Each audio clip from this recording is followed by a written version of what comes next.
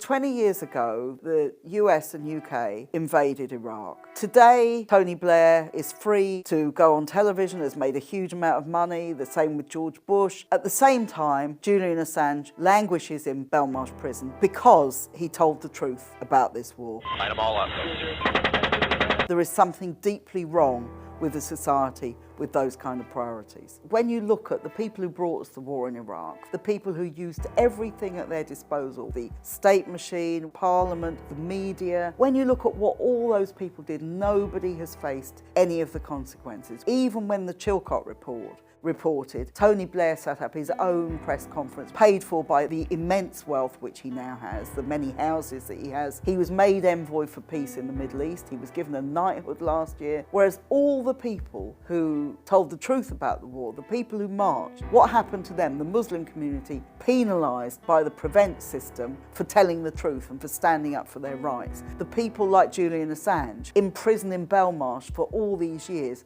for telling the truth. I remember Tony Blair, the day of February the 15th, when we had so many people marching in London. He said, even if 1 million people march in London, that's not as many as Saddam Hussein killed. Well, the war in Iraq ended up killing more people. He talked about human rights. This is about democracy. It's about getting rid of a dictatorship. After he stopped being Prime Minister, what did he spend his time doing? Advising dictators. The truth is, all of these were lies. All of them were things where they said, we are going to make things better, and actually they made it worse. And not just in Iraq. In the last 20 years, armament worldwide, amount of money spent on military has doubled. Nearly $2 trillion are now spent on arms every year, making the world a much more dangerous place. We've now got conflict, not just between dictator in the Middle East and the biggest imperial power in the world, the United States. We've now got effectively a proxy war in Ukraine between two major imperial powers, and both of them with nuclear arms. We've got the much more real possibility of war with China. Again, this will be a nuclear war and therefore the devastation of humanity. So exactly the opposite of what we were told 20 years ago has turned out to be the case. It's a more dangerous world. Iraq's a much more dangerous place. We have far more refugees than we had then. The Taliban in Afghanistan back in control. Terrorism has grown, and indeed, where did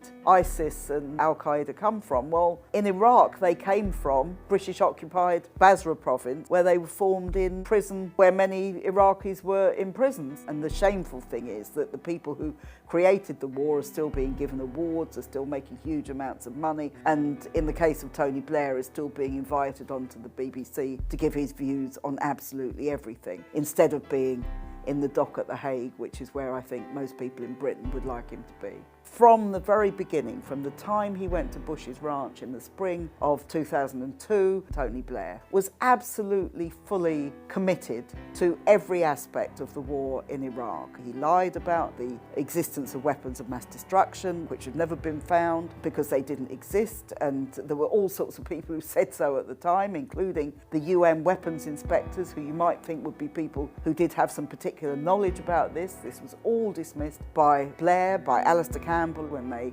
devised a dossier. And this is the man who promoted the dossier. It was over the Evening Standard that day. Iraq can attack Britain in 45 minutes. I think a period of silence from Alistair Campbell would be welcomed by everybody, instead of which he seems to be in podcasts and on couches all over the TV studios. This tells you something about the lack of integrity and the lack of morals of so much of our media coverage. I think the media role was very, very important, and again, that hasn't really been held to account at all. If you look at the broadcast media, particularly the BBC, it was an absolute disgrace. I remember Andrew Marr, who was the political correspondent, who just after the war started said Tony Blair had won this argument. He said that they would be able to take Baghdad without a bloodbath, and that in the end the Iraqis would be celebrating, and on both of those points he has been proved conclusively right, and it would be entirely ungracious, even for his critics, not to acknowledge that tonight he stands as a larger man and a stronger Prime Minister as a result. 20 years on, this is so important because it's not just about the past, it's not just about the present, it's also about the future. And this question of war is going to become a bigger and bigger question over the next 2 or 3 years. The project for a new American century was essentially about trying to redraw the world on pro-US lines. American hegemony had to be maintained and had to be extended. Many of Bush's key advisors were people who were part of that project. They could see that China was a rising power. It's a rising power economically. It was also becoming a major military power. China is today the second biggest military power in the world. It has long been a permanent member of the UN Security Council, and it has long been a nuclear power. So the project saw the threat of China as a very real one. And they wanted to change the politics of the Far East, of the Pacific, in terms of the rise of China and to strengthen the United States in that region. They also wanted to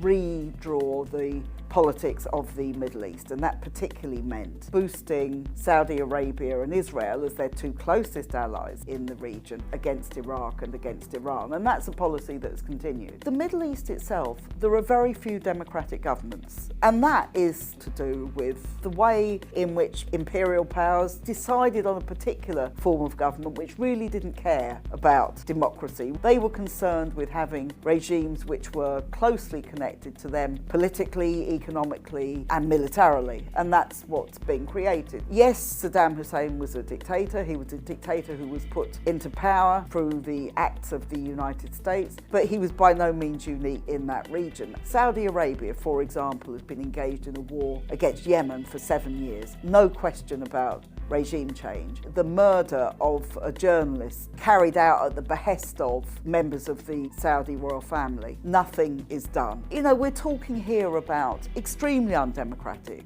states. The British government, the United States governments are perfectly happy to work with those people as long as they keep the area secure for oil profits. That's the bottom line. We had many Iraqis in this country who campaigned with us against the war in Iraq. Not because they liked Saddam, actually they had suffered, they'd been put in prison, they'd suffered terrible torture, they'd suffered all sorts of things at his hands, so they knew exactly what was going on, but they also knew that the war was not going to make it better for ordinary Iraqis. Actually, it would mean, as it has meant, a breakup of the country, a complete destruction of lives, of livelihoods, of huge numbers of refugees who are treated appallingly when they get to any of the countries that were involved in the war, the impact of things like depleted uranium, all sorts of terrible things that the Iraqi people have suffered. Perhaps the most shocking one was the revelation of what happened in the Iraqi prison of Abu Ghraib, where American troops were torturing people, were photographing them in the most degrading way, were treating them like animals, were doing all these sorts of things.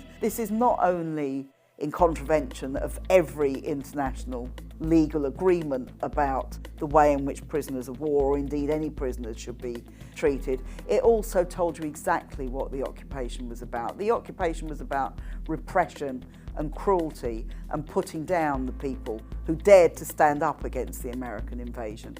And Abu Ghraib showed that in the most horrific terms. But you know, you can't separate a brutal war, shock and awe, the bombing of cities which took place, the invasion, the cruelty, the siege of Fallujah, all these things that went on. You can't separate that from the repression that followed. They're very much part of the same thing. And if you're invading a country and occupying a country, one of the things you have to do is to dehumanize the population that you're occupying, because you have to justify what you're doing, and that's what they did.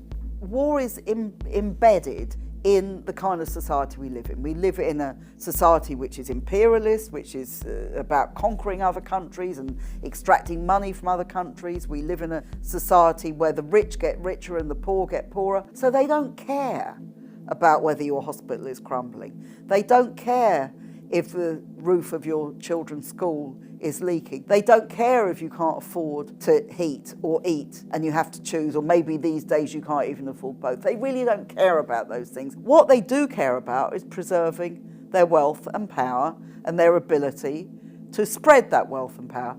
And war and weapons are absolutely central to their ability to do so. This is locked into their system, and that's why they do it. And that's why we have to fight against it.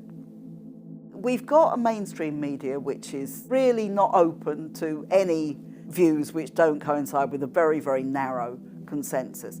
We need independent media so much. It's so important that we can get alternative views out. That's why it's important to subscribe to Double Down News on Patreon.